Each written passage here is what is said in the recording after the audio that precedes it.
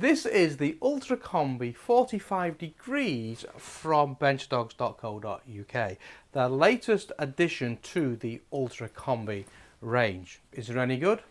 No idea. Let's find out.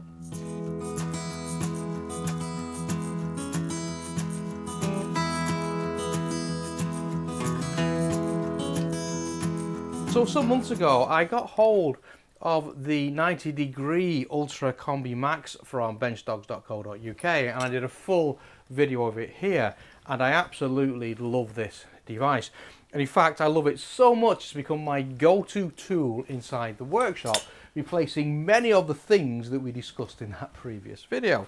And in that video we really put this through its paces, looking at the features that it's got, and many of the features on this are replicated inside here. So I'm not going to go into all those features again, we'll talk about them, but if you want to see those features in use, go ahead and check out that video. But we're not talking about this today, we're talking about this. So in this video we'll start off by looking at the range and the all-important price point. We'll then look at the features of this one, and we'll just compare them to the features of this, because this does some neat stuff that this one doesn't do, and this has got a neat feature that this one doesn't have. So we'll have a quick chat about that. We're not going to go through every single feature and demonstrate that. If you want to do that, look at the previous video for the square, because I went into depth around that one. I then want to look at its accuracy. Now that's the most important thing on this one. And I did a video of how you actually test the accuracy of a 45 degree square. And if you've not seen that video, go and look at this one where I go through a number of squares and 45s to really test the accuracy of them, as well as explaining the maths and how it works. So we're going to use that technique to check this and see how accurate it is from the factory. And at that point we'll come back and we'll have a quick conversation to see what we think and whether I recommend it, and whether it's going to be another great addition to my grab shelf there behind me. So with that said, let's crack on and look at the range from this. Now Benchdogs are beginning to build up a range of these Ultra Combi Max devices, and this is their latest entry when we start to look at the 45. And some months ago they'd already brought out the overall square. I say we've reviewed this one in a previous video. Now these are 320 millimeters in length, so this is their 320 range. They are introducing more and more devices in this range. This one is the longest one I think they're going to do. The next one in the range is going to be the 240, then they're going to have the 160. Now that will be the same bodies as these, but the blade length will change. Same thing, there's just a different blade length. And yes, all the blades are interchangeable between all of the devices, which is awesome. There's then going to be a smaller one with a 100 millimeter blade, and my understanding is that the bodies will be smaller as well. And I'm really looking forward and excited to see that 100 millimeter one. And I don't think it's going to be too hard for Ralph to do these new blades, so I hope they really do the engineering on the smaller one and get that to the market, because I think that's going to be a game changer for me in my workshop. Now obviously we're here to look at the 45 because we've already done the 90. Now to buy this, the price point for the 320 is £150 including VAT. Now that price is correct in March 2024, and as always with Benchdogs, who supported the channel since day one, we have a discount code. So if you use the code the Woodgrafter at checkout, you'll get a 5% off that price, and that's true of anything in the benchdogs.co.uk range. So knock yourselves out and have fun. So let's look at the features, and I'll first look at those features we've already reviewed on a previous video. And we'll talk about the blade first of all. Now the blade is really interesting. It's a stainless steel blade, and all the markings on this one are etched in, and therefore they're not going to wear out. It's a double-sided blade, so you've got the measurements on this side, but equally you've got the same measurements on this side. Starts off at 0 here and goes all the way through to 320, which gives you a clue about its name. Now we've also got these little etchings here, and these are offset by a millimeter. So 6, 7, 8, 9, 10, 11, 12, 13, 14. And that's obvious, so you can start to use this to mark out your gear, and we'll look at that in a second. Now it's got these holes here in the center. Now these are 32 millimeter center holes, and you can use those to actually mount shelves on a standard 32mm Euro system, be it handles, be it hinges, be it shelf mounting plates, and I showed that being used with a Festool 5mm centre bit on a previous video. Now, when you look at the website, those holes are actually called to be 4mm, and Benchdogs do 2 drill bits for you, self-centering drill bits, a 4mm and a 5mm. I've had great success with those holes using a Festool 5mm self-centering bit, but don't forget, that is so expensive and it's a very, very high quality bit.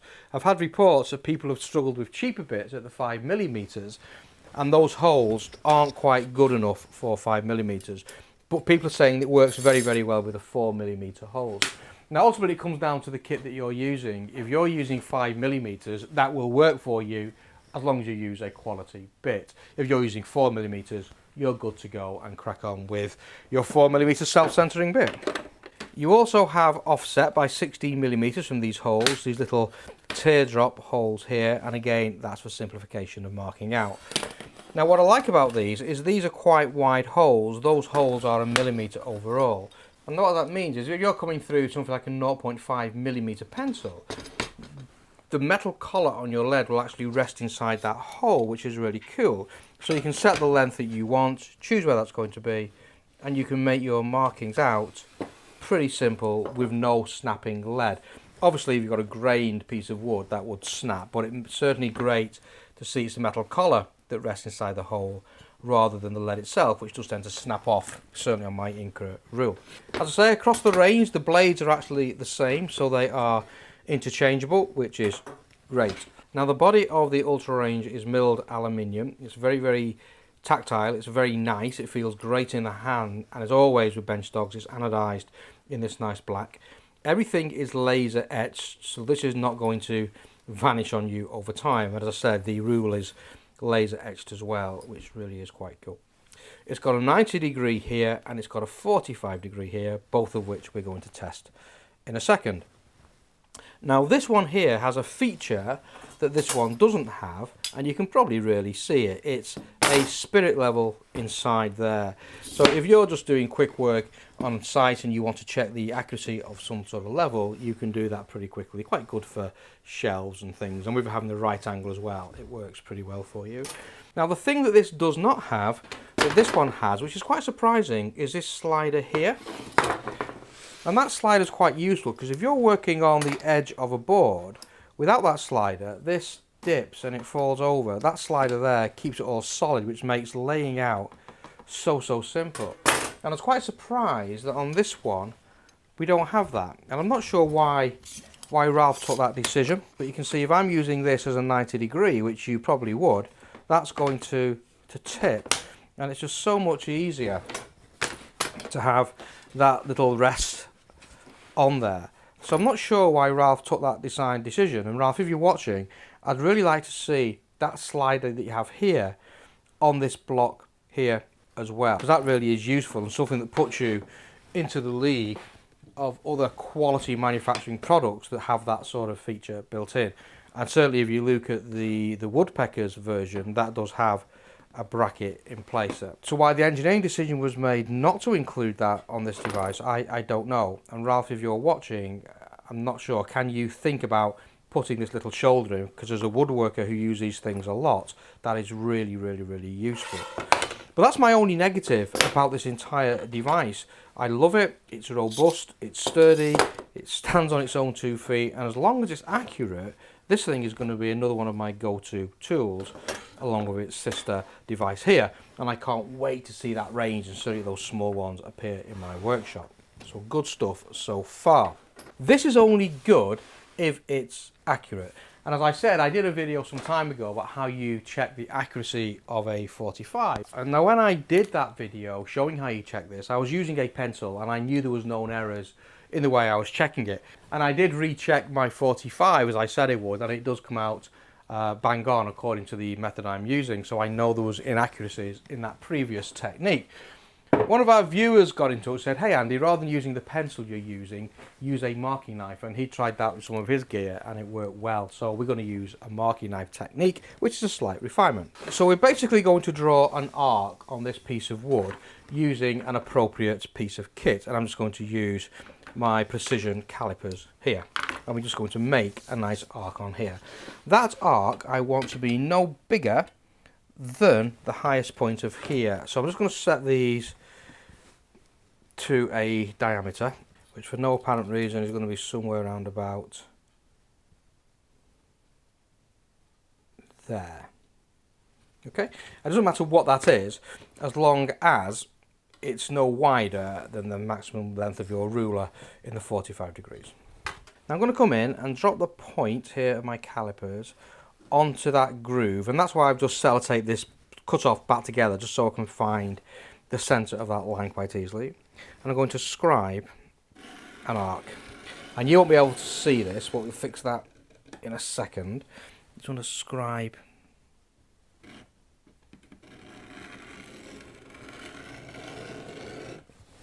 that arc in the wood. Now I can see this arc reasonably well, not perfectly but reasonably well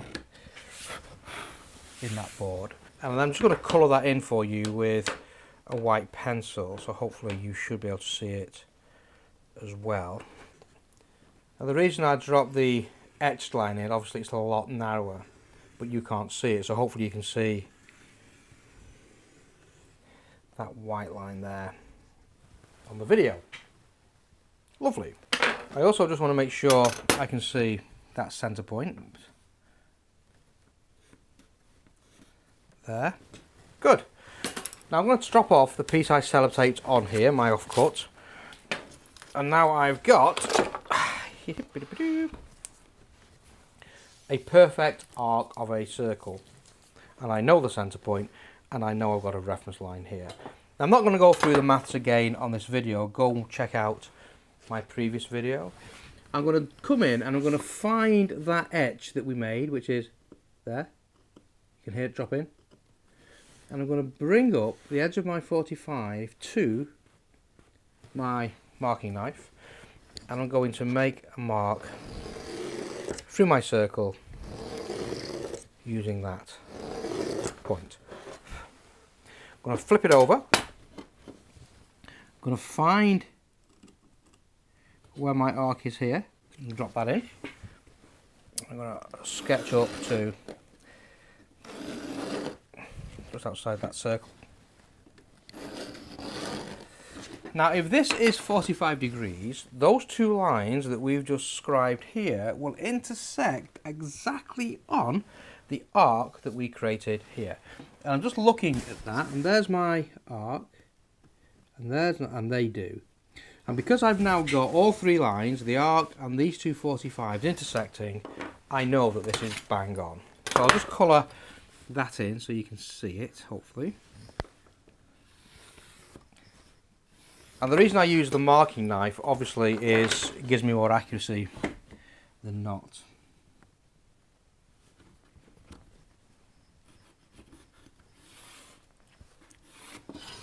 And there I've got the intersection of those three lines showing me that that is 45 degrees. Now because I know the centre point of my circle as well, I can now come in, set this to its 90 degrees, find that centre point that we worked on, which is there, bring my square up, make sure everything is nice and neat, and I can scribe down. And again, I'm looking for that line to intersect with those two lines at that same point. And it does. Now, if I had any deviation on my 90 degrees, it wouldn't intersect at that point, either positively or negatively. And if I had any deviation on my 45, it wouldn't intersect either on that line. It would be high or it would be low. Just to colour that in so you can see it. So all my lines are intersecting, my arc, my two 45s and my 90 degrees, all on that point there. This shows me that this device is accurate per that test. I say, if you want to understand why that test works so well, go ahead and watch that video that I produced that walks you through this method. And that's pretty much it. What more can you say? If you want to see the full functionality of the blade, go and see the 90-degree video. If you want to understand how I checked it for accuracy, go and watch the accuracy video. But yeah, this is a really, really good device. I'm really pleased that Ralph has continued to develop this range, because I really did want some quality high precision gear that's not at a stupid price point. You may look at the £150 and say that's expensive. If you think it is, look at the equivalent device from Woodpeckers and then come back and tell me it's expensive. Talking of which, I do have the Woodpeckers indexable range in the shop, and I'll be reviewing those shortly and doing a head-to-head comparison of the indexables against these. So look out for that video, because I think that's going to be pretty awesome. As always, thank you for watching, take care in the workshop, and I'll see you next time on Woodworking.